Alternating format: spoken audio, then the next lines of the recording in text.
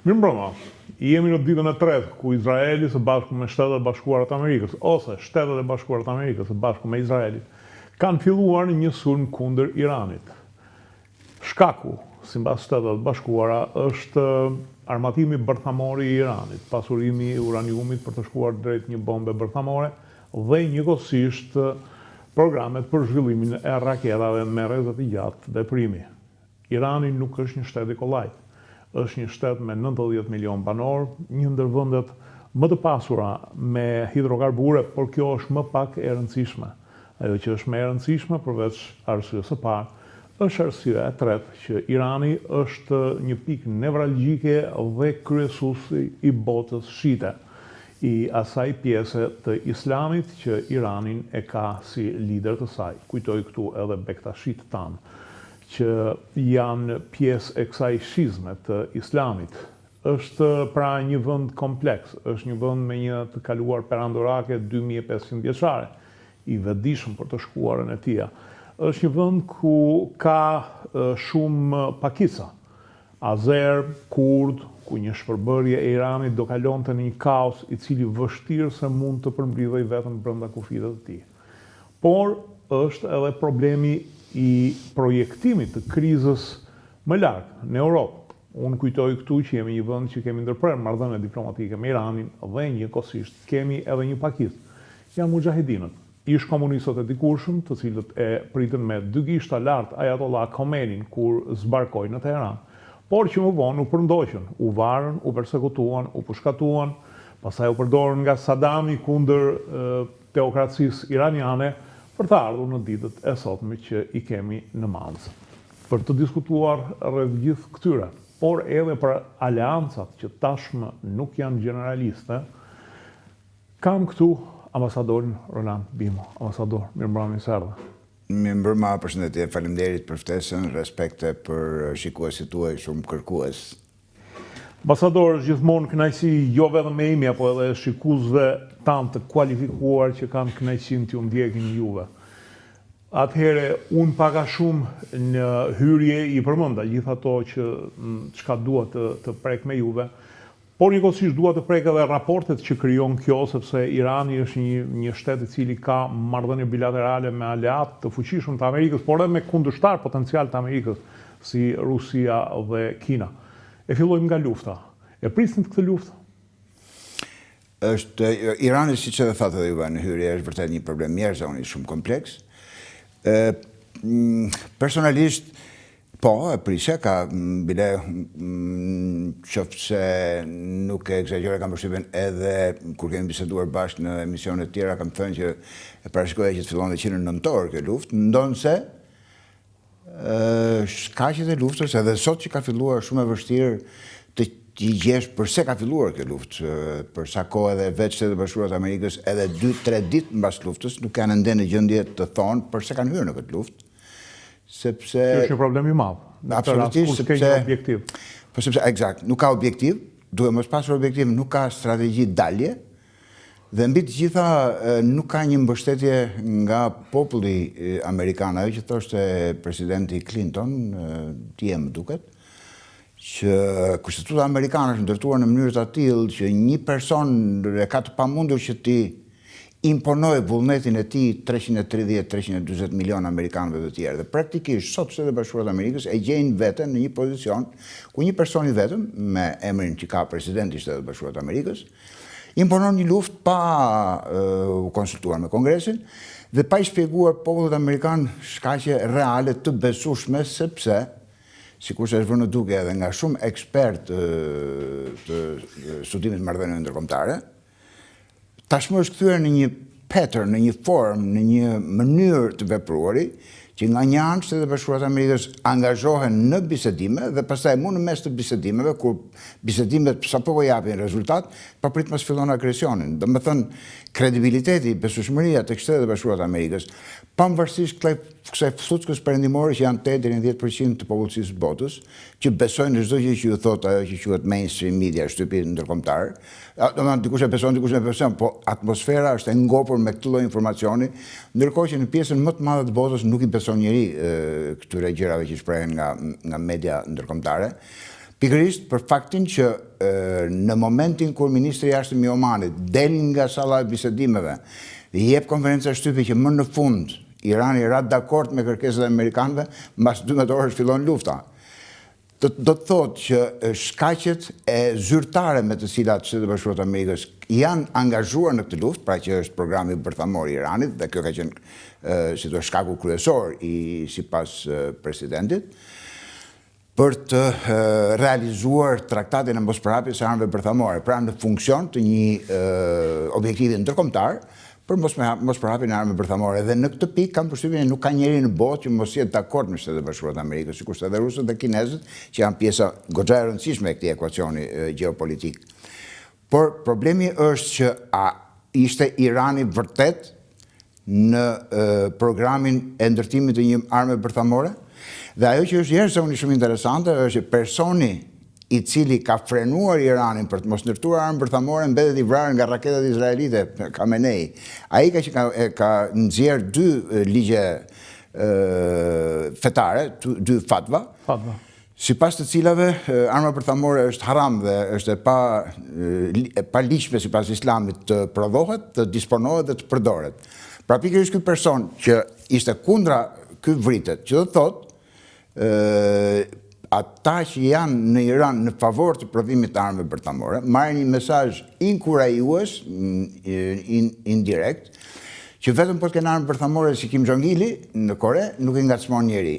Dhe kështu që dhe sipas një shkencëtari bërthamor Teodor Polot, Irani me 400 kg uranium pasuruar në 60% o 66% uranium është në gjendje në një apartament me 60 metra katror me centrifuga, 4-5 centrifuga të nivelit lartë që të prodhojë armë bërthamore brenda 2-3 javësh. Kështu që ajo që duan Shtetet e Bashkuara të Amerikës dhe që do gjithë bashkia ndërkombëtare të mos ndodhi në këtë mënyrë, duke bërë këtë agresion në kundërshtim me ligjin amerikan, kundërshtim me ligjin ndërkombëtar kundër Iranit, po e shtyn më tej drejt asaj, pikërisht drejt asaj që nuk do duhet të ndodhte.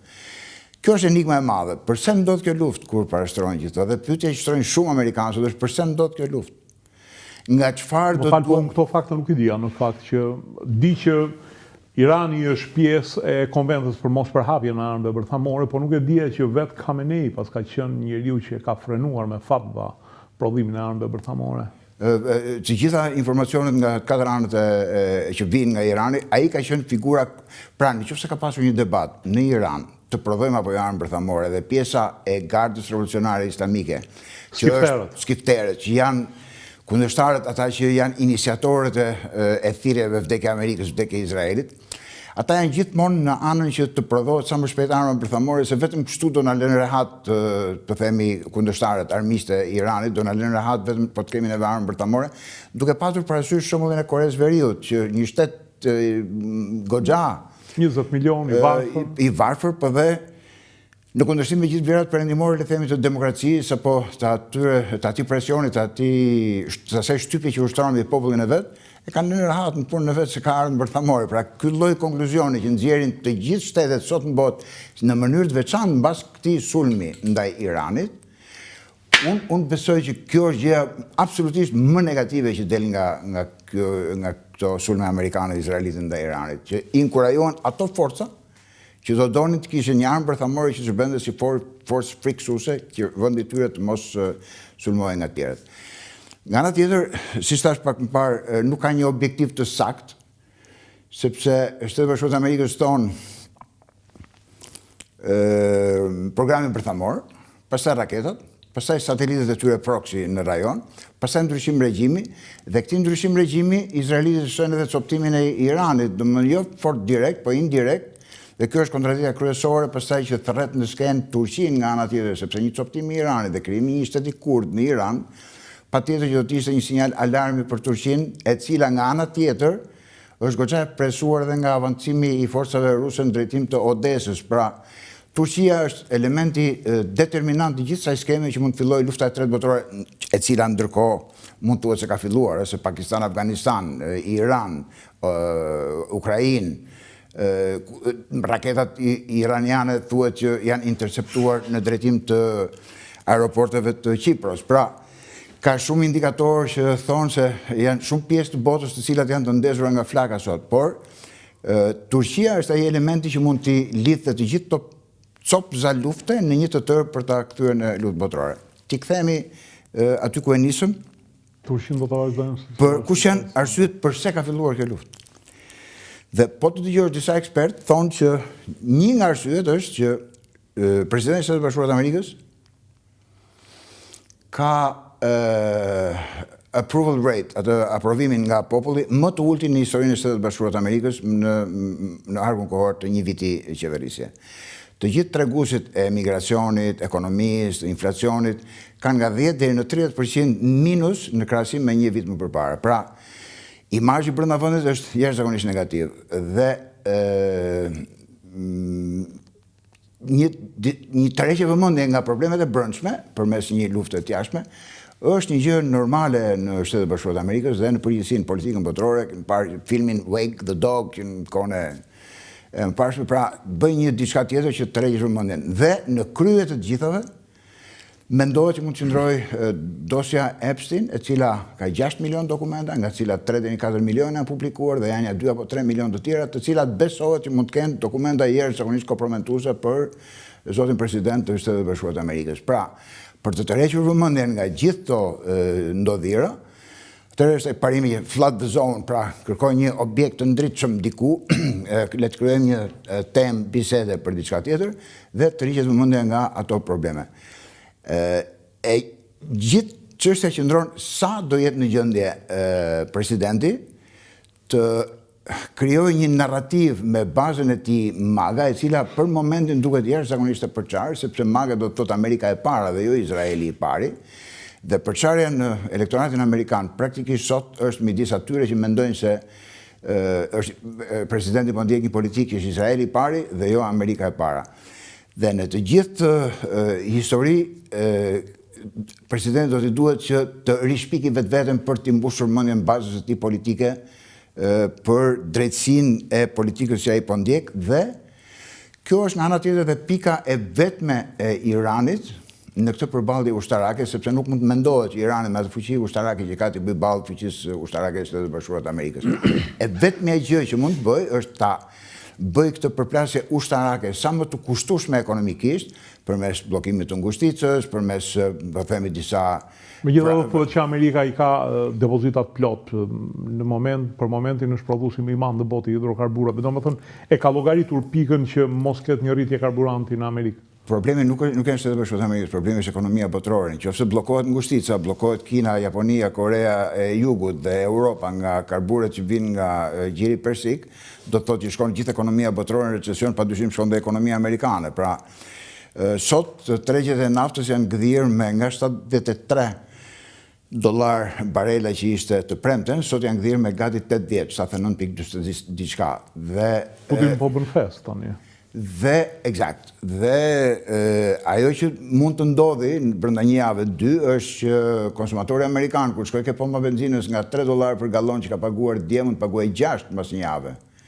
Dhe nëse do vi ky moment ku dhe inflacioni, për shkak edhe të kostos benzinës, të fluturojë lart, atëherë zoti Trump tani dhe ka një rënje të jashtëzakonshme për shkak të frikës nga inflacioni. Domethënë në Shtetet Bashkuara të Amerikës ende nuk ka goditur inflacioni, por vetëm për shkak të frikës inflacionit ka një rënje rreth 30% mbështetje për politikat e tij ndaj inflacionit. Mendoni sikur për një moment inflacioni të shfaqet realisht dhe mund të shkojë 6, 9, 12% në Shtetet Bashkuara. Kështu që në këtë këndvështrim arma më efikase e Iranit është që ta bëjë sa më të kushtueshme këtë luftë të Amerikës ekonomikisht, në mënyrë që ta kthej pastaj në një përkrahje politike për shkak të pakënaqësisë që mund të ketë elektorati amerikan ndaj këtyre politikave që po ndiqen. Ta kthej në një luftë ngërçi, le të them. Po, dhe problemi tjetër është që skenarët nuk janë të shumt, 2, 3, 4 mund të jenë se si do të zhvillohen ngjarjet. Një është që Iranit përfundoi në një, e përmend juve pak më përpara, në një shtet tip Siria, të coptuar në mini shtete të tjera, Pers, Azer, Kurd, Beluç e me radhë. Dhe për këtë ka arsye të dyshohet sepse po qarkullojnë edhe kushtetuta të kurdëve, kushtetuta të beluçve, etj. Pra, që kanë bërë gati. kush është kujdesuar që ti ushqej këtë lloj ndjenjash edhe ti pasqyroj. Dhe pastaj merret me mend lekt nëse ne pam atë që ndodhi me Irakun, pam atë që ndodhi me Sirinë, me Libinë. Mendoni tash që është një 92-3 milion, 1,6 milion kilometra katror, male, se çfarë destabilizimi mund të bëjë rajonin në qoftë se shpërbëhet një shtet si Irani. Pra, ne kemi parë se çfarë ndodhi me Sirinë dhe me Irakun, dhe nuk është gjë e lehtë ajo që ka ndodhur, dhe vazhdon edhe që të dy bashkë janë një tret nga Irani. Destabilizimi. Mendoni çfarë mundohet. Varianti tjetër që nuk është, skenari tjetër që nuk është gjithashtu dhe aq pozitiv parë nga këndvështrimi amerikan apo perëndimor, është që skifterët, linja e fortë e Gardës Islamike, duke qenë që është armatosur, duke që ka një lloj legitimiteti në thonjza nga Khamenei, i sapo ekzekutuar, ka fuqi ekonomike të jashtëzakonshme, sepse kontrollon gati 50% të eksportit të naftës. Mund të zëri pozita komanduese dhe do ta çojë Iranin drejt një kursi të themi shumë radikal në krahasim me çfarë ka qenë deri tani. Pjesa tjetër që është e dëshirueshme, por është gati e pamundur, është që të mbizotërojë arsyeja e shëndosh në Washington dhe në Iran dhe të ketë 2-3 grupe që të thërin dhe thonë për çfarë po grindemi, si është puna, kur ndërkohë që çdo gjë është jashtëzakonisht e zgjidhshme dhe brenda çdo lloj arsyetimi të mundshëm, nëse nuk juve dyshoni që ne mund të bëjmë armë bërthamore, ja ku jemi që nuk po i bëjmë, po pasurojmë uraniumin për qëllime paqësore. Problemi është që për Izraelin Irani nuk duhet pasurojë uranium sepse ka naftë dhe nuk ka që duhet uraniumi. Domethënë, kemi një aktor tjetër në rajon, që është Izraeli, i cili ka një ndikim të jashtëzakonshëm në politikën amerikane, sepse në këtë problemi që ne po trajtojmë sot, varet se çfarë vendosim të parën apo të dytën. Nëse do vendosim Shtetet Bashkuara të Amerikës që ndërhyjnë në rajon, është një këndvështrim që sapo e kemi ndjekur deri tani. Po ka një këndvështrim tjetër, që Shtetet Bashkuara të Amerikës dhe zoti Trump janë përfshirë në konflikt krejt pa dashjen e tyre, po të detyruar nga Izraeli për shkak se... Kam idenë që herën e parë ishte pa dashje, këtë radhë është me shumë dashje. Po, por në të dy rastet nuk përjashtohet mundësia që zoti Trump të mos ketë dashur, por është detyruar nga lobi izraelit dhe nga si ja kanë sjell kushtet për dosjen Epstein apo mënyrat e tjera të presionit që ushtrohen ndaj tij, që të bëhet pjesë e kësaj loje që po luhet në Azinë Perëndimore, në lindjen e mesme. Duhet të them që ka dy këndvështrime, një që niset nga Shtetet Bashkuara të Amerikës ndërhyn vetë, sepse kanë ato objektivat e tyre në rajon, dhe dy janë Shtetet Bashkuara të Amerikës në funksion të Izraelit. Deri tani bëm analizën e Shtetet Bashkuara të Amerikës ato që ndërhyn, por jo më pak me peshë dhe pothuajse të njëjtën rëndësi është edhe këndvështrimi që është Izraeli ai që e inicion, si thua është. Unë jam i predispozuar anoj nga këndvështrimi që zoti Trump ka dashur ta më njanoj, ta shty sa të të mundur më shumë për përfshirjen e Shtetet Bashkuara të Amerikës. Nisem nga një fakt i thjeshtë për shumë kuptim plot. Në 25 qershor 2025, zoti Trump tha që ne kemi shkatruar përfundimisht programin bërthamor të Iranit. Tashti detyrohet që të sulmojë brenda 7-8 muajsh përsëri për një program bërthamor që ai e ka shkatruar. Dhe kjo është pyetja që shtronte dhe ish presidenti Clinton dhe thoshte që zoti Trump i detyrohet një përgjigje popullit amerikan për të shpjeguar pse atë që e shkatërroi në mënyrë përfundimtare, obliterated, 7-8 muaj përpara, po i kthehet edhe një herë sot. Është një pyetje që meriton një përgjigje. Dhe kam përshtypjen që përgjigja është sepse kështu do partneri i tij më i vogël, po jashtëzakonisht i ndjeshëm dhe influencues.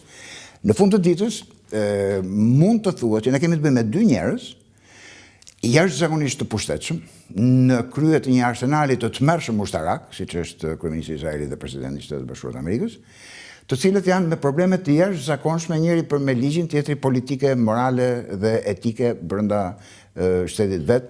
Dhe në këto kushte të dy këta janë të interesuar që të kenë një distraction, të kenë një shmangje vëmendje nga problemet e tyre, që në qoftë se Izraeli nuk do ishte në gjendje lufte, zotëria do ishte rrezik në gjykatë, mund të kishte marrë dënim edhe për ndërhyrje në sistemin e drejtësisë, por edhe për afera korrupsioni. Zotëria tjetër mund të kishte një llogaridhënie për dosjen Epstein, apo të themi dhe atë vendimin e fundit të gjykatës supreme në Shtetet Bashkuara të Amerikës që ja konsideron shkelje të ligjit vendosjen e tarifave pa pyetur Kongresin, sepse në fund të ditës vendosja e tarifave është atributi i Kongresit dhe jo i presidentit.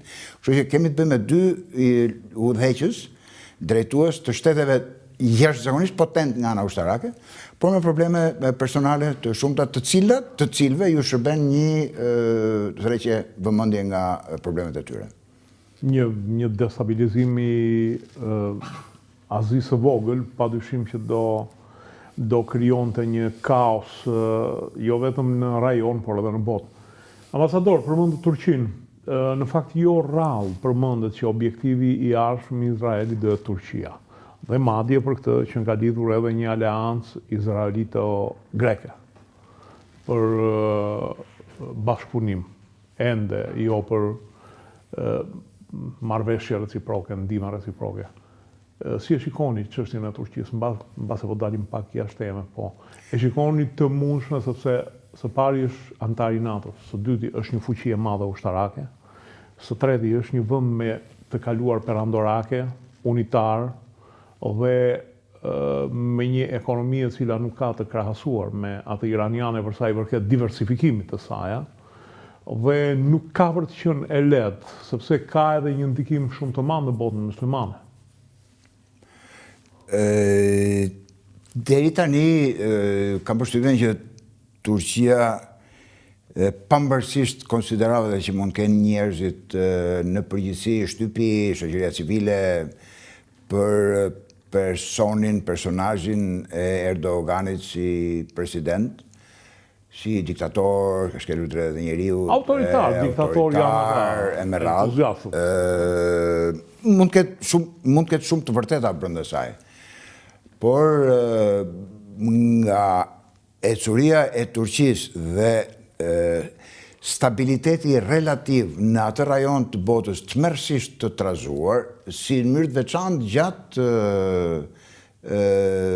ndodhive në Gaza, nuk po i vë emër, le t'ja vënë specialistët emrin, se çfarë ka ndodhur në Gaza, por Turqia ka qenë në presion të jashtëzakonshëm dhe ka qenë Erdogani ai që ka lundruar me mjeshtri, do thosha, diplomatike të pazakont, me një talent pazakont, për të mbajtur Turqinë në ato ujëra edhe të inkuadruar në aleancën e NATO-s perëndimore, por edhe me marrëdhënie të mira me Rusinë, edhe duke kritikuar Izraelin, por edhe duke furnizuar me naftë, edhe duke marrëdhënie të mira me Kinën, edhe marrëdhënie të mira me bllokun perëndimor. Pra, kemi të bëjmë me një Italianët e quajnë një profesor të diplomacisë.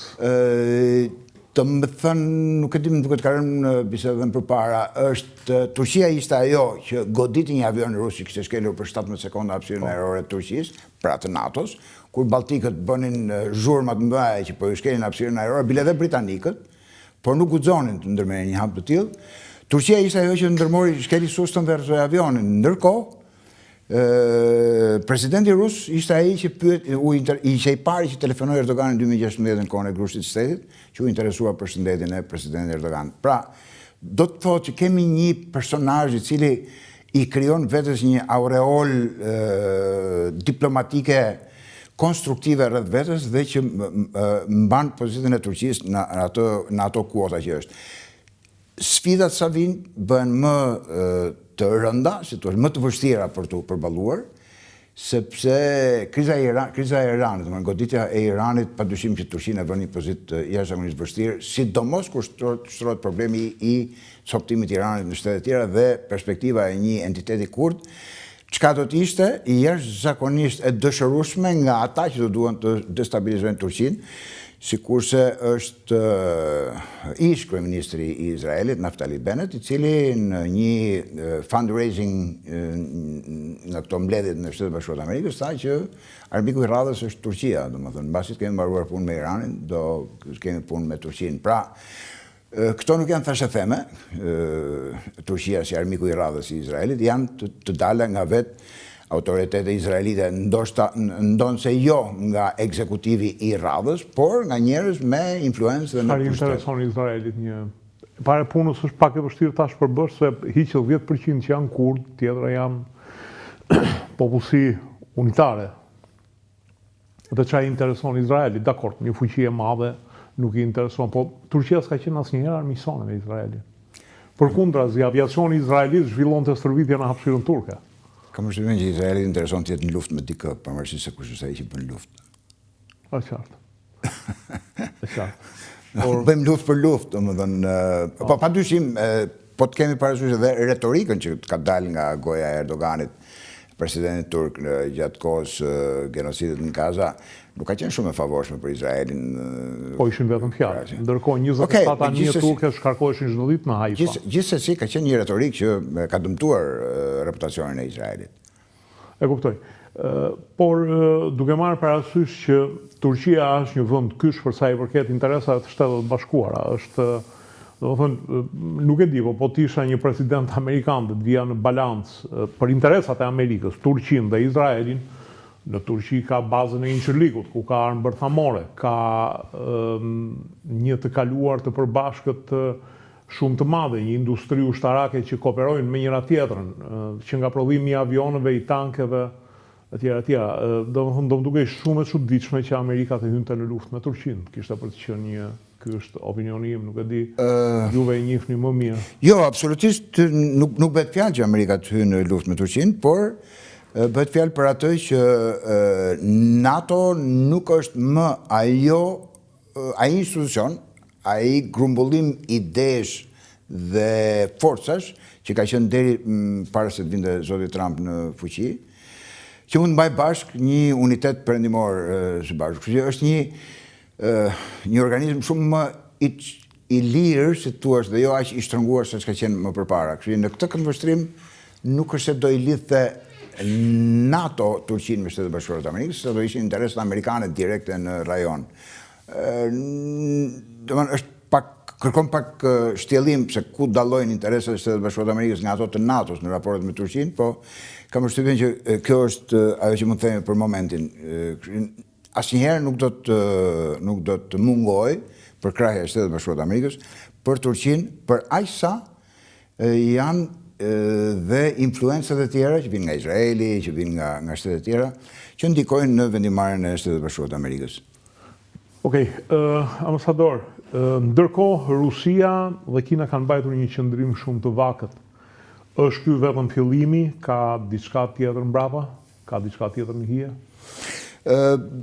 Është vitet e fundit, ose le të themi muajt e fundit që nga lufta e 12 ditore, është vënë re një aktivitet jashtëzakonisht i shtuar i Rusisë dhe i Kinës në drejtim të ndihmave që i kanë mbajtur Iranit, qoftë për mbrojtjen kundërorë, për furnizimin me raketa, përmirësimin e treguesve teknik operativ të atyre raketave që Irani ka. Kështu që ka një aktivitet të shtuar midis Rusisë dhe Iranit dhe Kinës dhe Iranit. Ajo që ka ndryshuar në mënyrë esenciale është që deri para luftës 12 ditore, kjo më duket pak paradoksale, por kondicioni shpirtëror i Iranit, i iranianëve, është shumë më afër me perëndimin se sa me Rusinë dhe me Kinën. Nuk e di, dikush mund të mbetet disi i çuditur nga ky konstatim që po them, po përshtypja ime është që spiritualisht iranianët e gjenë veten e tyre shumë më afër perëndimit se sa Rusisë apo Kinës, si mënyrë të menduar, si qasje ndaj jetës, edhe si racë, janë kaukazian, janë dhe si të tillë nuk kanë dashur të kenë asnjëherë marrëdhënie super të afërta me Rusinë apo me Kinën. Dhe kur ju është afruar ndihmë domethënëse nga Rusia përpara luftës 12 ditore apo nga Kina, kanë thënë ne ja dalim vetë, nuk kemi nevojë për juve. Ajo që ndryshoi mbas qershorit ishte që u bindën që Shtetet e Bashkuara të Amerikës dhe Izraelit nuk ja dilnin dot vetëm dhe janë hedhur si thua totalisht në prerjen e rusëve dhe të kinezëve në kuptimin e pranimit të ndihmave ushtarake nga ana tyre, edhe në formën e blerjeve me kredi apo me shkëmbim nafte.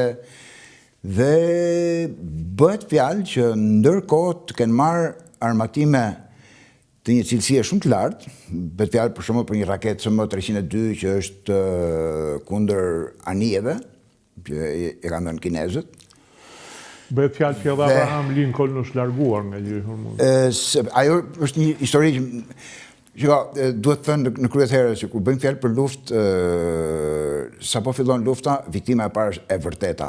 Pra, të gjitha lajmet që dëgjojmë duhen marrë me një dozë rezerve se çfarë dëgjojmë, por në lidhje me largimin e aeroplanbazës Abraham Lincoln, bëhet fjalë që iranianët e kanë shënjuar dhe kanë bërë disa sulme studiuse, jo sulme për ta fundosur, po për të parë se si reagon mbrojtja kundër ajrore e vetë aeroplanbazës dhe kryqëzorëve që ka anash. Dhe kanë mbledhur të dhëna thuhet mjaftueshëm, që nesër pas nesër, kanë mbledhur të dhëna duke lëshuar raketat një cilësie më të dobët, se si reagon mbrojtja. Dhe ruajnë rastin në një të ardhme të afërt, që të përdorin raketa më të sofistikuara duke shfrytzuar dhe informacionin që kanë mbledhur për mënyrën se si mbrohet. Kjo shpjegon edhe largimin e aeroplanbazës nga brigjet e Iranit. Po në raportet midis Iranit, Rusisë edhe Kinës, Irani është një pozicion absolutisht jashtëzakonisht i çmuar për të dy, edhe për Rusinë edhe për Kinën, edhe për të kundërvënë Shtetet e Bashkuara të Amerikës, po dhe për të mbrojtur ata veten e tyre. Domethënë, në momentin që për Rusinë Irani bie kështu siç është, hapet një grop jashtëzakonisht delikate në ato që quhet barku i butë i Rusisë nga jugu, ku fillojnë të gjitha republikat myslimane të Rusisë, pra nëse ata që Rusia e konsideron si armiq, besoj Shtetet e Bashkuara të Amerikës apo Perëndimin në përgjithësi, do të kishin një bazë në Iran, nga ku, siç po tentojnë të kenë në Azerbajxhan, nga ku mund të drejtojnë operacionet e tyre, sabotimi, clandestine, ushtarake, informacionet, çfarë do qoftë, nga këto zona, nga Azerbajxhani dhe nga Irani, do të krijojnë një dëm kolosal Rusisë nga jugu, sepse janë republika lehtësisht të penetrueshme nga agent mysliman, nga kontingjenti mysliman, duke qenë që janë gjitha republikat myslimane. Kështu që ata janë njerëz zakonisht interesuar që ky Iran të jetë kështu siç është. Kina nga ana e vet, Irani e konsideron jashtëzakonisht të rëndësishëm edhe për të ashtu quajtur One Belt and One Road, iniciativa e infrastrukturës, dhe kemi të bëjmë me dy korridore konkurrente, që nuk e di sa e keni parë kryeministrin e Indisë bashkë me kryeministrin e Izraelit që bënin xhiro në një plazh në Izrael, ku mendohet që mund të kalojë korridori i ardhshëm Indi, lindje mesme Europë, është një Indian Mediterranean Economic Corridor, domethënë që do të kalojë nga India dhe të dalin në Izrael që të lidhi. Paralel me këtë është një korridor tjetër që quhet veri-jug, që do të kalojë nga Irani përmes Azerbajxhanit dhe Rusisë. Pra, kemi të bëjmë me një luftë korridoresh në këtë rast, midis Indi, Izrael, Amerikë dhe Rusi, Iran, Kinë. Kështu që në këtë këndvështrim është një moment jashtëzakonisht i rëndësishëm. Për të thënë, për të dalë pastaj edhe tek ashtu quheturi BRICS, ku Irani është guri më i çmuar i gjithë organizatës BRICS, pavarësisht që nuk është në këtë emërtimin Brazil, Rusi, Indi, Kinë, Afrika e Jugut, po si antar është jashtëzakonisht e para për naftën, pra për mos shitjen e naftës me dollar, por për shitjen e naftës me yuan edhe me rubël, dhe së dyti si rrugë tranziti për gjithë tregtinë botërore. Kështu që parë nga këndvështrimi i Rusisë dhe i Kinës është një piece of real estate, është një cop tok, natyrisht jashtëzakonisht e konsiderueshme, jashtëzakonisht e rëndësishme nga ana strategjike për Rusinë dhe për Kinën. Nga këndvështrimi ushtarak, disa komentatorë që po dëgjoja sot që unë i vlerësoj si Stephen Walt, një profesor i Universitetit Harvardit, thoshte në Rusi dhe në Pekin në Moskë dhe në Pekin do të jenë njerëz zakonisht të lumtur këto 2-3 ditë që Shtetet e Bashkuara të Amerikës po harxojnë gjithë municionin që ata kanë në një luftë koti, që nuk ka një rëndësi të madhe për ata, dhe po i lë rehat kinezët edhe rusët.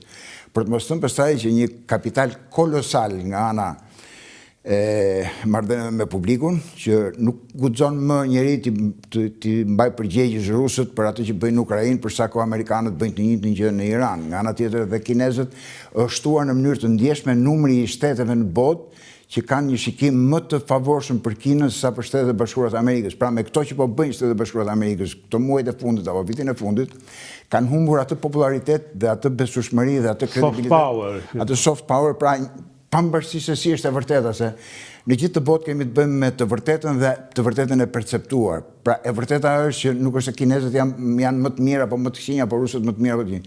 Mënyra se si perceptohen nga ai që quhet jugu global sot, Shtetet e Bashkuara të Amerikës perceptohen shumë herë më keq nga sa kanë qenë para 2-3 vjetësh, dhe kinezët perceptohen më mirë. Dhe kjo që po ndodh në Iran nuk është fare në favor të Shtetet e Bashkuara të Amerikës, se sa është në favor të kinezëve, të cilët me mjeshtri rrinë në heshtje, në hije, nuk ndihen, po mundohen që t'ju bjeri fiku aty në dorë i pjekur nga pema pa u munduar shumë. Dhe po të shikosh, edhe reagimi i tyre dhe i rusëve dhe i kinezëve nuk ka qenë fare emfatik apo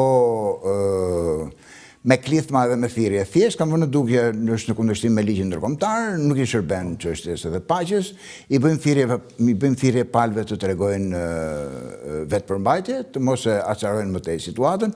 Kështu që kemi të bëjmë me 2 shtete të mëdhenj, aktorët kryesorë në politikën globale, të cilët mbajnë një qëndrim të tërhequr, duke pritur që Shtetet e Bashkuara të Amerikës të kalojnë nga gabimi në gabim. Dhe është jashtëzakonisht shumë interesante, po të vësh re fazat e rritjes dhe të rënies së perandorive.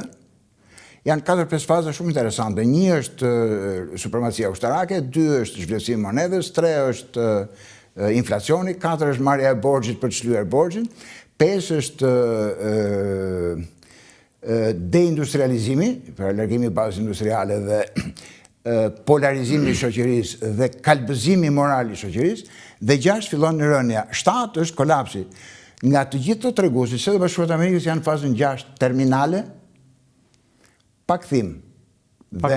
Pakthim, sepse në vend që të paksojnë shpenzimet ushtarake, presidenti ka propozuar për vitin tjetër që buxheti ushtarak të jetë nga 1 trilion që është sot të jetë 1.5 trilion. Pra, ndërkohë që borxhi vazhdon dhe rritet, dhe baza e taksimit është më e vogël, duke futur në fuqi atë ligj që miratuan para 4-5 muajsh ku i paksohen taksat të pasurve. Pra, shpenzimet ushtarake dhe shpenzimet për mbajtjen e perandorisë dhe të shtetit në përgjithësi janë më të mëdha sa mundësia për taksa. Kjo bën që të zhvendësohet monedha, pastaj rritet inflacioni, pastaj merret borxh për të shlyer borxhin, rreth 1 trilion në vit sot. Shtetet e Bashkuara të Amerikës paguajnë vetëm interes me borxhin. Pra marrin borxh për të paguar borxhin. Kjo bënte interesante edhe një ekonomist të famshëm, nuk po më kujtohet emri, i cili thoshte që vërtet thoshte Shtetet e Bashkuara kanë borxhin në krahasim me GDP-n më të vogël se sa Japonia, po mos harrojmë që borxhi i Shtetet e Bashkuara të Amerikës është i barabartë me borxhin e gjithë botës, e gjithë kusurit botës. Domethënë, nëse bota ka borxh $1 miliard, edhe Shtetet e Bashkuara kanë $1 miliard, pra është e barabartë me gjysmën e borxhit të botës. Dhe kjo e bën të vështirë larjen e borxhit nga ana amerikane dhe bën dramatike situatën amerikane në perspektivë. Dhe përveç kësaj, natyrisht që është absolutisht e saktë me aq sa kuptoj unë, po ka dhe një moment tjetër që nga të gjithë treguesit mund të mos besosh njërin apo dy, po kur shikon që rezerva botërore në dollar, në qoftë se para 10 vjetësh ka qenë 70%, sot ka vajtur 58% dhe është në rënje. Domethënë nëse do bëhen hesabet në fund të këtij sezoni financiar, kam përshtypjen mund të jetë edhe 52-53%. Pra, brenda 10 vjetëve ka një rënje të jashtëzakonshme të dollarit si rezervë valutore në botë. Dhe po të shikosh çmimi i floririt ka vajtur $5.000 për ounce, edhe me gjithë to që po ndodhin, në momentin e parë të shpërthimit të luftës, u rrit me 2%, argjendi u rrit me 8%. Pra, gjithë bankat qendrore të botës po tentojnë të largojnë dollarin dhe të blejnë flori, po ama për çdo dollar që largohet nga rezervat, kthehet në Amerikë dhe ndikon në rritjen e inflacionit, se është një para e shtuar në tregun amerikan, pra nuk është më si më përpara që blejnë bonofesari dhe e fusin në qarkullim dollarin, pa i dollar hidhet në treg dhe duke qenë më shumë dollar se sa çka mallra apo shërbime pa rrit inflacionin. Në këtë këndvështrim, Shtetet e Bashkuara të Amerikës janë në një situatë financiare jashtëzakonisht vështirë dhe nuk ka qenë pa objektiv politika e presidentit kur erdhi në pushtet para një viti për të rikthyer industrinë e Shtetet e Bashkuara të Amerikës. Përmes tarifave, përmes çfarëdo lloji politike tjetër që të mund të rikthente industrinë. Deri tani është dështim total. Domethënë pavarësisht se ai domethënë kam përshtypjen që presidenti i Shtetit Bashkuar të Amerikës është njëri që jeton në botën e sipërme, domethënë është i dërguar i Perëndis, është mesianik dhe ai jeton në botën e vet të fantazisë, domethënë bën fjalë për 17 trilion, për 15 trilion që do vinë, ka biseduar me mbretin e Arabisë Saudite me atë princin që do i sjellë 3 milion, pastaj ky nga Arabia këtu do i sjellë 7 milion, pastaj 8 milion, 8 trilion, 10 trilion. Domethënë i ngjan edhe çike edhe këtyre tonëve që kur dalin në herë në përbot thonë më premtoi kaq, më premtoi aq. Deri më sot, mbas një viti, nuk ka absolutisht asnjë gjë të formalizuar në ekonominë amerikane, në këndvështrimin e fabrikave dhe të uzinave që të hapin vende pune dhe të krijojnë vende pune të paguara mirë për punëtorët amerikanë. Ajo që ndodh vazhdon të jemi në atë që quhet financializim apo overfinancializim, njerëzit luajnë bursë dhe pjesa më e madhe e rritjes ekonomike të Shtetit Bashkuar të Amerikës rezulton nga tregu financiar, nuk rezulton nga tregu i prodhimit, çka është një drejtim jashtëzakonisht i rrezikshëm. Dhe kjo që po ndodh me luftën nuk është se i bën mirë rritjes së shpenzimeve ushtarake. Deri para se të lëshohen raketat, bëhesh fjalë për rreth $300 milion në ditë që kushtonte mbajtja e atyre luftanijeve në gjim. Mendoni tash se sa mund të jetë shpenzimet në ditë kur ka filluar dhe lëshimi i raketave. Dhe të gjitha këto janë shpenzime që nuk kthehen, nuk është se janë investime. Këto janë shpenzime që vetëm harxhohen dhe ti duhet të fitosh një luftë, pra nëse nesër pas nesër do të vënë në dorë mbi Iranin dhe mbi pasuritë e naftës si ka Irani, okay, mund të kthehet një pjesë e mirë e këtyre shpenzimeve se do marrin naftën. Pa marrë nëse nuk e marrin dot. Sikurse është rasti i Ukrainës, që ti mendon që do fitosh luftën në Ukrainë dhe rusët do paguajnë dëmshpërblim dhe ti në Europë do marrësh gjithë paratë që ke harxuar për Ukrainën, do i marrësh se do paguajnë rusët dëmshpërblim. Po këto janë ëndra që shikojnë europianët kur flen gjumë, se në realitet nuk ndodh kështu sepse rusët po fitojnë luftën. Dhe janë ato para që europianët kanë paguar për Ukrainën që do duhet t'ia marrin taksapaguesve të tyre. Nuk kanë pra, kam përshtypjen që është e qartë se çfarë po mundohem të them, domethënë që shumë e qartë. Duhet fitosh një luftë që të marrësh shpërblimin. Po e humbe luftën nuk e çat fitosh, domethënë. Dhe në këtë rast Shtetet Bashkuara të Amerikës me gjithë ato shpenzime që po bëjnë në luftën e gjirit tani, po nëse nuk vën dorë mbi naftën e Iranit apo nuk rrisin mundësinë për të fituar diçka më shumë, janë gjitha humbje që shënohen. Venezuela dolën. Venezuela dolën, por problemi është që nafta e Venezuelës doli që nuk është shërben dhe aq shumë, sepse nafta e Venezuelës bën po të shitet në Kinë, nuk bën po të shkojnë në Amerikë. Dhe gjithë ekonomia botërore është një gjë jashtëzakonisht e komplikuar dhe më kujtohen disa ekonomistë kur shpërtheu lufta në Ukrainë në 22-shin, kam qenë ende në Vjenë, dhe kishte ca austriak nga ata që nuk ndihen shumë, po që janë burra të mençëm, dhe thoshin kush mendon se mund të bëjë embargo nafte ndaj Rusisë për t'i paksuar të ardhurat, nuk kupton asgjë nga ekonomia botërore. Dhe në harkun kohor të 4-5 viteve, mendimet atyre janë vërtetuar katërsipërisht që ekonomia botërore është një gjë jashtëzakonisht e komplikuar dhe duket sikur me një politikë fare të thjeshtë, vura dorë mbi naftën e Venezuelës, ja bllokova kinezët, po atë naftë nuk e ku e çon, se kompanitë e naftës amerikane nuk ta duan. Sepse është shumë e kushtueshme që të bëjnë investime 10 miliardë. Gati si bitum. Do duhet bëjnë 10 miliarda dollar investime që t'ia shohin hajrin në themi 10-15 vjet më mbrapa, ndërkohë që nuk e kanë këtë luks që të investojnë sot në mënyrë kolosale për të marrë fitime më vonë. Kështu që në këtë këndvështrim nuk i dihet se kush do jenë të ardhurat që do dalin nga kjo luftë që po zhvillohet në gjirin persik dhe kush do i fitojë më përpara. Domethënë se Izraeli është okay, domethënë Izraeli do gjithmonë nga Shtetet Bashkuara të Amerikës që t'i japin armë, t'i japin para, po nga do dalin këto para njësot e ti. Ambasador, interesant është edhe fati i Izraelit. Në një moment që Shtetet e Bashkuara të Amerikës s'kan një objektiv dhe unë nuk besoj se doja dalin të vënë dorë mbi naftën iraniane për vetë kompleksitetin e atij territori. një ndryshim regjimi në një kohë që kemi të bëjmë me një regjim ideologjik ku 15 deri 19 milion iranian janë të lidhur me interesat e këtij regjimi, të paktën shifrat që tonë, dhe do luftojnë deri në fishekun e fundit për ta mbajtur këtë regjim. Dhe këta 19 milion janë më efektiv se sa 70 milion të tjerë që s'kanë një opozit, që s'kanë një strukturë politike të kundërvihen, ndërsa këta e kanë, janë të ideologjizuar, të armatosur me para. Pra nuk besoj se edhe në qoftë se e thyejnë Iranin, nuk do e në gjendje ta bënë në kontroll Iranin, sepse s'është Irak, që ka vetëm 18 milion banor, është 4-5 herë më i madh. Pra, në këtë situatë mbetet Izraeli, i cili në fakt ka shkaktuar shumë bezdi.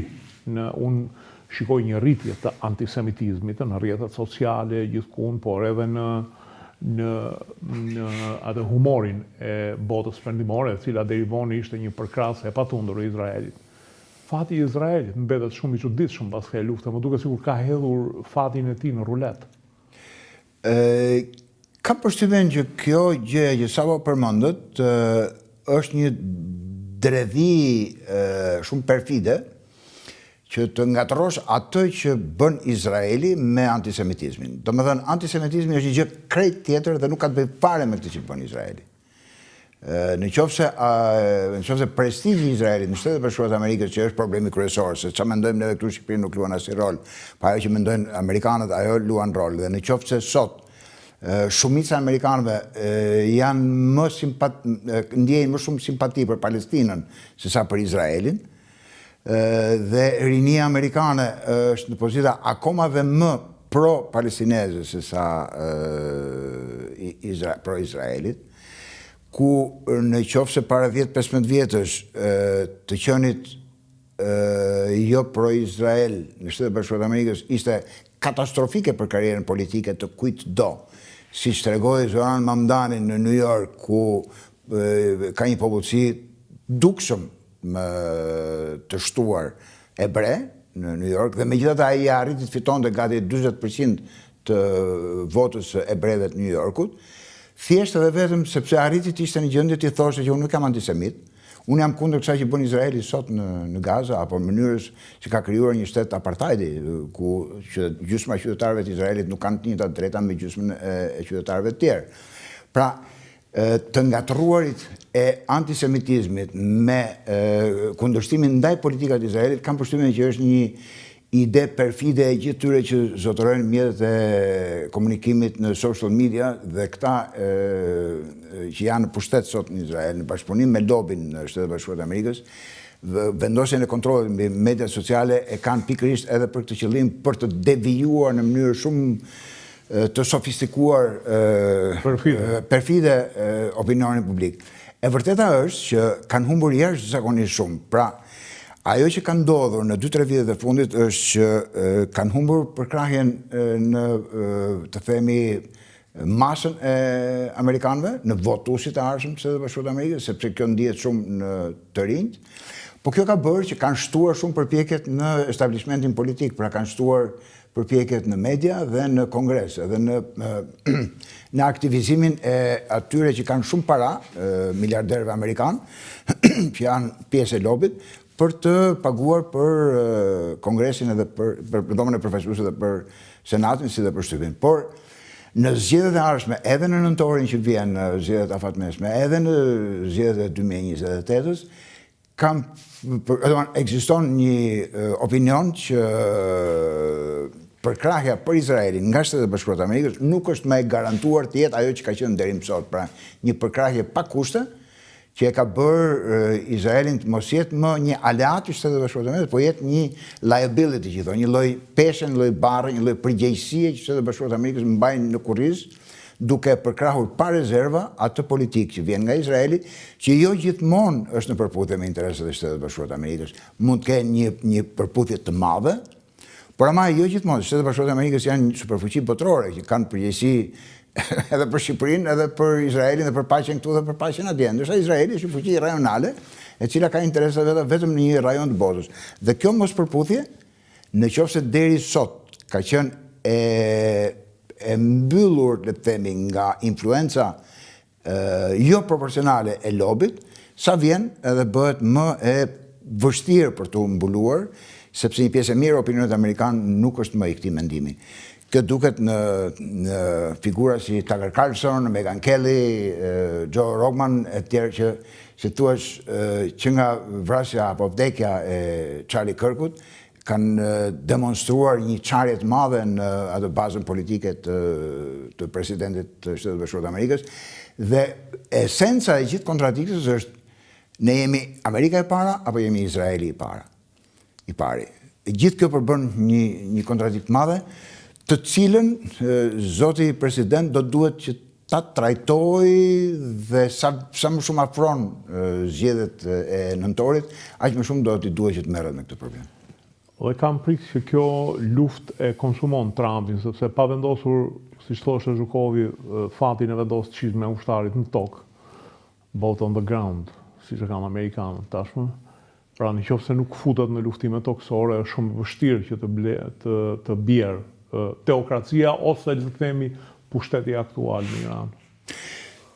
Jo, unë do thosha një këndvështrim goxha original, ndoshta mund të jetë krejt absurd, por unë pa ta besuar fort në fushatën elektorale të kandidatit për president, i cili evidentonte si një nga shkaqet kryesore të keqes që vuante bota, globalizmin.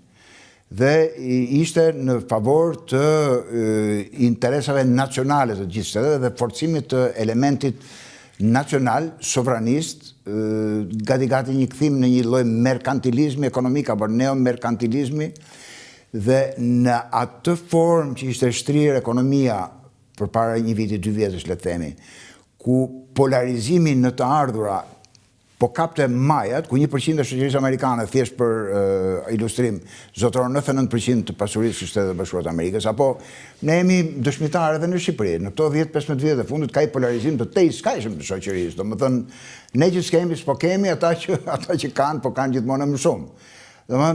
Dhe kjo më bënte të kisha jashtëzakonisht shumë shpresë që ky njeri me grupin e vet që shoqëronte, dhe sidomos fjalimi i zëvendës presidentit në konferencën e Minut vitin e kaluar, ku vinin duke disa të metat e Europës, pavarësisht se si u interpretuan në atë kohë që Amerika kundër Europës e tjera, po viheshin në duke disa tipare që do duhet të korrigjoheshin për të korrigjuar gabimet e globalizmit, gabimet e ekonomisë liberale demokratike, sepse nuk është e pamundur që ta lëshosh në rënje të lirë ku prodhohet më lirë aty është më mirë. Që do të thotë që nëse një gjë u prodhoka në Kinë apo në Burundi apo ku diun më lirë, unë duhet të rri pa punë në Shqipëri. Pra duhet kishte ajo që pretendonte zoti Trump përpara në fushatën elektorale, që duhet kishte kufi nacional që të kujdeseshin për interesat ekonomike të vendit. Dhe ajo që shikoj sot, më duket sikur të gjithë globalistët, përfshi dhe Izraelin, përfshi dhe skifterët në Kongres, përfshi dhe armisht, kundërshtarët politik të Trumpit, duket sikur e kanë tërhequr me shumë mjeshtri në këtë konflagracion në Iran, pra e kanë futur në një luftë, ku në fund të ditës unë mendoj që i humburi i vetëm nga gjithë sa po ndodh, natyrisht ata njerëz që po vriten, se janë vrarë kaq iranian këtu, ushtar amerikan po njoftohet këtu, kjo luftë do ketë shumë viktima, po par një këndvështrim tjetër, nuk dua të mos shpreh keqardhjen për humbjen e jetëve të njerëzve për shkak të luftës, po më duket që politikisht dhe humbja më e madhe në shkallë globale është humbja e zotit Trump të pozitave të tija për të zbatuar, për të materializuar atë agjendë me të cilën dhe për të cilën ai erdhi në pushtet dhe për të cilën u mbështet nga 70-80 milion amerikanë. Kam përshtypjen që sot ajo mbështetje që e solli në pushtet do jetë përgjysmuar për shkak sepse ky elektorat ndihet absolutisht i tradhtuar nga zoti Trump dhe ekipi i tij në mënyrën si po sillet, duke bërë pikërisht të kundërtën e asaj që premtoi në fushat. Premtoi që nuk do bënte luftra për ndryshim regjimi, do bëj luftë për ndryshim regjimi. Premtoi që nuk do angazhonte ushtrinë amerikane, po angazhon ushtrinë amerikane. Pra, nuk ka se si ai popull ti besoj më një personi i cili e ka zhgënjur në mënyrë flagrante, domethënë se nuk është hera e parë, u angazhua me Houthi, u angazhua në Venezuelë, u angazhua të këtu me Nigerin. Pra kemi një pattern, një formë të përsëritur, që po njësoj si gjithë presidentët e tjerë të Shtetet Bashkuara të Amerikës që kanë vepruar në sa më tepër. Në këtë këndvështrim është një deziluzion i jashtëzakonshëm. Deri në luftë me Iranin s'kishte shkuar asnjëri. Është një deziluzion i jashtëzakonshëm, kam përshtypjen për ata votues amerikan ndaj një personi të cilit i besuan se do të bënte një ndryshim radikal në mënyrën se si drejtoheshin Shtetet Bashkuara të Amerikës dhe e gjithë bota. Kështu që nuk e di se si doja dali dot që të krijoj një spin, por një narrativ tjetër. Por kam përshtypjen që njerëz si ky nga mënyra se si flasin dhe se si sillen dhe se si janë shprehur, ku para disa kohësh thoshte që të vetmet kufizime që unë kam është morali im, pra për atë nuk ekziston as ligj, as moral social, por është vetëm morali i tij. Pra, këta njerëz jetojnë në fantazinë e tyre dhe ai duket sikur dëshiron që të mbetet në histori si presidenti më i suksesshëm i Shtetit Bashkuar të Amerikës, jo vetëm i deri tanishëm, po edhe një 4-5.000 vjetë të tjera që do vinë më mbrapa, se po ta shikosh narrativin edhe retorikën, thot paqe që s'është parë në herën 4.000 vjetë, marrëveshje që s'është parë në herën 3.000 vjetë, një deal që s'është parë në herën 5.000 vjetë. Po ta shikosh ka një por kjo thonë që Fica ishte llatarisur, po kryeministri i Slovakisë. Kam përshtypjen që ke përballë një person që flet nga pozita të një zhgënjimi total, domethënë, sepse bëj pjesë në ata të cilët besuan sinqerisht që kishte ardhur koha për një ndryshim cilësor në mënyrën se si drejtohet bota. Por sot është një zhgënjim total. Me sa duket forca e aparatave ka qenë më e madhe se sa ajo që mendoj. Pra, strategjit, planet e superfuqisë së madhe, se cilët thonë që punon për 20-30 vjet e ardhshëm, pas kanë qenë më të forta se sa idetë e zotit Trump.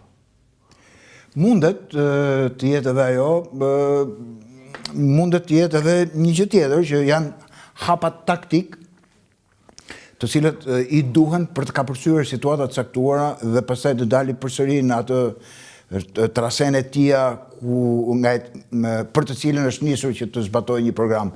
Nuk do të humbur shpresa që diku mundet të rikthehet në atë trase që i ka premtuar elektoratit amerikan.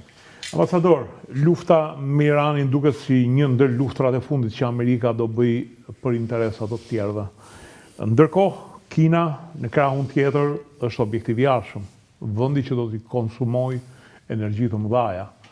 Do të thotë kjo një largim përfundimtar nga Europa dhe një mungesë vëmendje, ndërkohë Gjermania, Franca dhe Anglia duket sikur nuk janë në unison me Shtetet e Bashkuara, por nuk do vonoj mahamendja të shfaqen edhe kontradiktat me njëra tjetrën.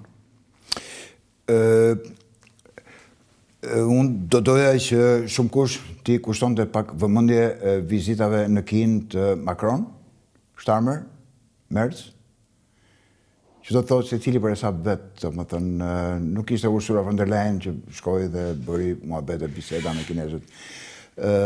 Unë mendoj që duhet lexuar shumë në mënyrën se si po sillet Europa në kuptimin e ndjekjes së interesave individuale të shteteve dhe jo interesave të Unionit. Dhe ajo që është jashtëzakonisht e dukshme është që të gjithë po mundohen të marrin maksimumin duke shfrytzuar Unionin për interesat e tyre.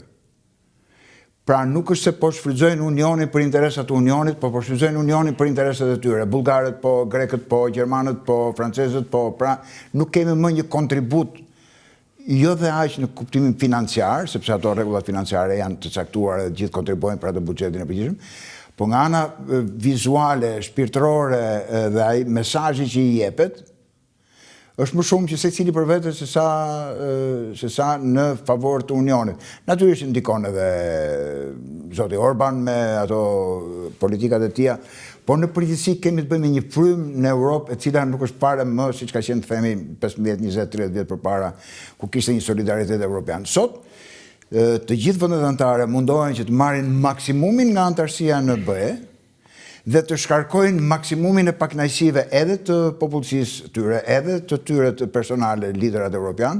Pra kur vjen puna nëse shkon gjë keq në Gjermani e ka fajin Unioni, nëse shkon gjë mirë ka meritën e ka unë. Dhe kjo është jashtëzakonisht prezente kudo. Kam përjetuar 10 vjet në Austri, në vetë parë, sa herë që në Austri shkonin punën të keq, fajin e kishte Unioni.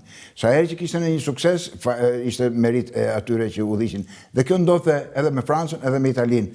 Do të them që Unioni është një gjendje jashtëzakonisht vështirë dhe këto artificat, nuk e di, jeni besojnë të informuar nga letra që zoti Rama dhe zoti Vučić kanë shkruar në një gazetë gjermane që na pranoni e trajtuam të herën e fundit si hipotezë. Është gjëja më absurde që mund të ekzistojë që një... Do të thënë na pranoni 10 milion sklever aty që... Jo vetëm, po do të thënë, Bashkimi Evropian nuk është bashkim I nocioneve gjeografike.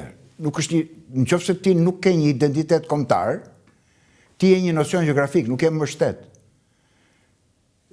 Nuk ka absolutisht asnjë lloj sensi. Nëse ai që ja ka këshilluar zotërinjve këtë rrugdalje, do të jetë në Europian I currufjapsur që domethënë ditë marrja të rrogën e vet, ku diun çfarë rrogat mëdha kanë ata në komisione njëri tjetrin, por nuk është fare rrugdalje. Ndërkohë që ne do duhet të presohemi, të shtrydhemi, të bëjmë ato detyra kolosale që kemi për të bërë, që të kemi një shtet ligjor, që të kemi një shtet ku sundon e dreta, që mos na shkelin njerëzit me motora rrugëve, po të keti policë që thotë aty mos ecë me shpejtësi, më minimaleve, të ndjejmë që kemi një shtet Europian ku mund të jetohet.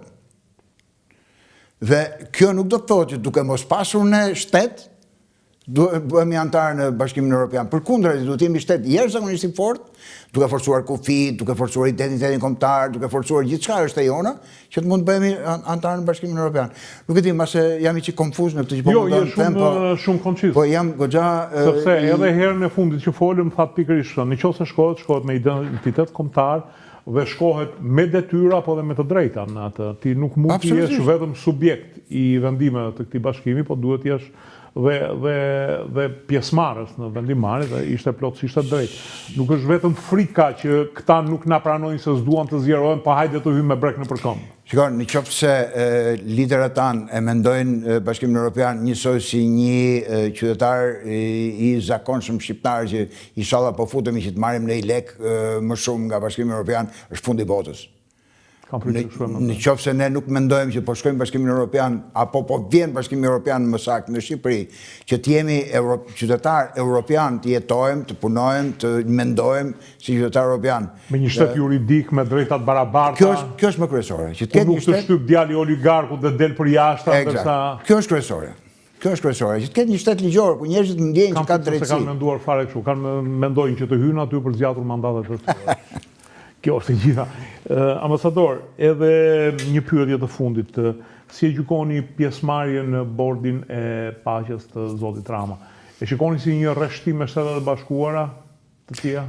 Për qenë fare sinqert, më duket që është një rreshtim për interesa të politikës brendshme se sa ka të bëjë me politikën e jashtme. Edhe nuk I... Domethënë, po të shikosh statutin e bordit paqes, jo më kot vendet kryesore europiane nuk janë rreshtuar atje, sepse statuti thotë që ka një kryetar të përjetshëm I cili do jetë kryetar edhe kur mos jetë presidenti I Shtetit Bashkuar të Amerikës. Ka kaq shumë marrina në atë statutin, në atë charterin e asaj, saqë në kushtet, unë do të thënë, në kushtet e Kosovës është okej. Domethënë Kosova ka nevojë për Syri Xhihan, ka nevojë për pamje, ka nevojë për këtë president që është ka nevojë për vizibilitet edhe Shqipëria nuk është për ta elevuar kaq shumë se nuk është në nder I madh që ti jesh pjesë e një bordi që do qeverrisi të tjerët. Domethënë I gjithë bordi I paqes nuk bën asnjë lloj sensi. Është një autoritet tranzitor për ca njerëz, për një popull I cili nuk përfaqësohet këtu. Domethënë I gjithë bordi I paqes është një mënyrë domethënë politike, ideore dhe si thua është një për të mbuluar me një copë letër një ngjarje absolutisht nga më të shëmtuarat në historinë e njerëzimit, e cila po vazhdon akoma, dhe megjithëse kemi këtë bordin e paqes, krimet dhe vrasjet vazhdojnë. Kështu që do thosha për shtetet vegjël si Joni dhe Kosova mbase si dritare politike, diplomatike edhe mund të shërbejnë. Po nuk është për të investuar shumë, se nuk është në nderi madh thjesht në atë bord. Ambasador, faleminderit që ishit sot me mua. Faleminderit juve për ftesën. Faleminderit dhe juve që na ndoqët natën e mirë.